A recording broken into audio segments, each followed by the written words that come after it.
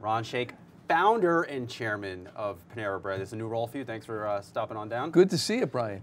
What is life like in semi-retirement for a company founder? Well, I'm not semi-retired. I'm just, I'm doing about a third of my time with Panera and a third of my time with a whole range of initiatives.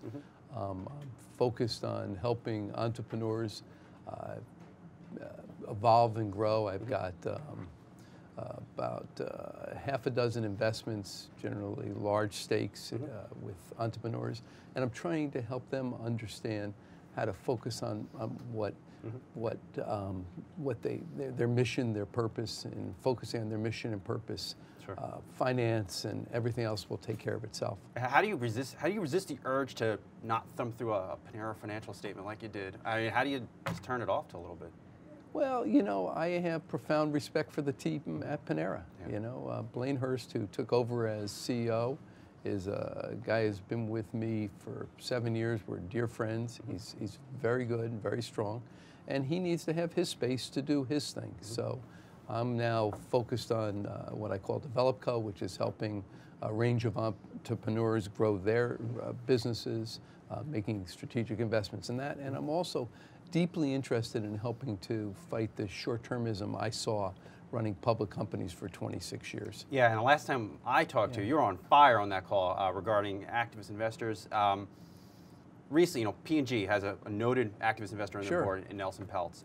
How do they deal with someone like that coming onto their board and making all these suggestions? Well, I think once you know, he's on their board and he's a large shareholder, you listen.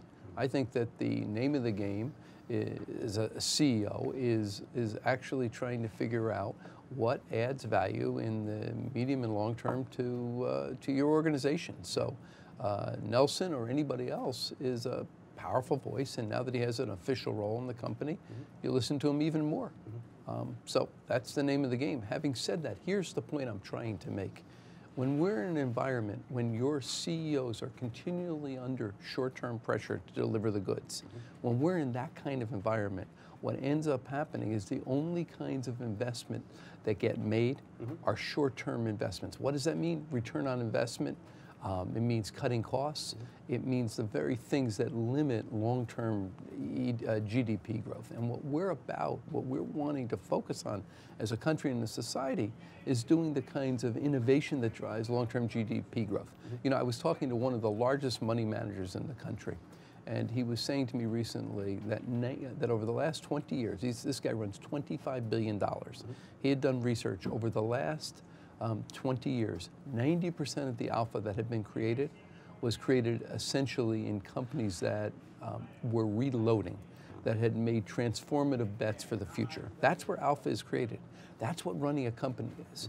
And if we create environments where we're holding guys continually to the next quarter, we're demanding that they cut R&D, we're demanding that the tax windfalls that we're now seeing get redistributed back to shareholders, where we're leveraging up these balance sheets, we're going to end up in an environment where our CEOs and our companies are in such tight constraints they can't make the kinds of innovations, the kinds of reloads that add to value. So if you're an investor, I mean, who's right and who's wrong? I mean, is it management who has a 5-10 year strategy, or is it the activist who comes in there and promises, hey, we're going to get you 30% in a month? Well, I'm going to tell you what I'm doing. One of the things that I'm contemplating is taking my own money and I'm investing with my own money and with some folks that I've become associated with, and investing literally, again, in companies that have long-term transformation plans. And when they have these long-term transformation plans, I think we have the ability to at least provide some air cover for them as they go through it. I think there's extraordinary opportunity in companies that are making medium and long-term transformative bets. And I think you're going to see that the market is going to appreciate that. And I thought Larry Fink's comments last week were powerful.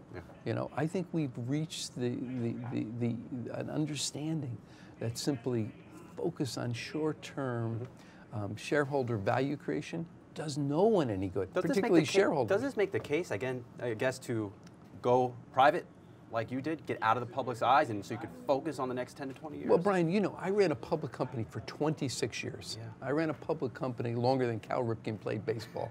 And the reality is, over the last 20 years, our performance was among the probably top 1% of any public company CEO. 25% annual returns over the last 25 years. We beat the S&P 500 40-fold. Yeah. The reality is that this short-termism goes directly against the very things that allowed Panera to be the success it's been. Long-term transformation. In those 36 years, we transformed this company 6 times. The reality is, when I went public 26 years ago, long-term money was in the public markets. Today, long-term money is in private capital, and particularly in private capital with people like JAB, who are long-term investors. And the reality is, last year, less companies went public than went public in the height of the recession, the Great Recession. What's happening? Companies, company leaders, they don't want to be in a public company paradigm. Sure. And this is what is the byproduct of the short-termism that we've created. What are some of these next generation leaders telling you? How are they planning for this new world? I think the next generation of leaders, one of the roles that I want to play is helping them understand in a conscious way what finance means. You know, increasingly people think about Series A, Series B, and Series C as corporate life cycle events. I think of them as anything but that. The reality is, when you finance, when you take on money, you're taking on a partner.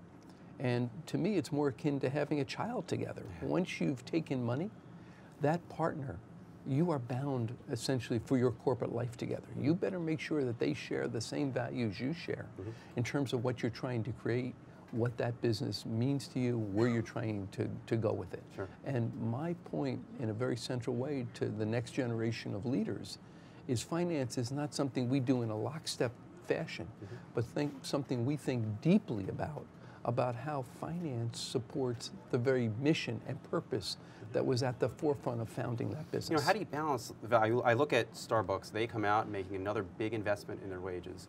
That's going to have a profit impact. So how do you balance what they're doing with that against being, let's say, a shareholder? I mean, there is going to be a profit here, but it's probably good for business. The reality is, shareholders are profit as a byproduct of creating value. When we make a difference in the lives of our guests, when we get you as a guest to walk past our competitors that come to us because we're giving you a better experience, the entire business, the entire enterprise succeeds. When we are very short-term, focused only on cost-cutting and trying to deliver a number, we actually don't. I'm going to tell you something. After 26 years of running a public company, right? When we focused on the next quarter or the next year, we were much less able to deliver those results. When we focused on creating a great product, when we focused on creating a great experience for our guests, when we focused on taking care of our associates, when we focused on making a difference in the communities in which we live, the byproduct is we actually made a difference. And we were then able to have more guests come to us. The result is the enterprise did better. Here's the point. Shareholder value creation is a byproduct. It's not an end in and of itself. Well, you were the king of earnings calls, Ron. Well, we had fun with them. We made people think, but I share with you a metaphor. A good friend of mine is a type 1 diabetic. What does he want? Right? He wants to stay alive as long as anybody who isn't a diabetic. But he can't make that happen. That's a byproduct. Sure. So what does he focus on? Keeping his blood sugar in control. But again, he can't make blood sugar stay in control. That's an end that drives his ability to stay alive for a long time. Sure. So what does he focus on? Exercise and nutrition. Those are the means. The point I'm trying to make is, in the way we run companies, if we want to create shareholder value, I'm a capitalist. I created a $7.5 billion company from a single store. Sure. So I'm for value creation. But the way you create value creation, like my type 1 diabetic friend, is you focus on the means, the quality of the guest experience, the quality of the associates, the quality of your relationships with the communities. When you do that, you create competitive advantage. You create a differentiation. When you have differentiation, shareholder value is created. Well, Ron Shaich, do not be a stranger. Thanks for coming by. I appreciate it.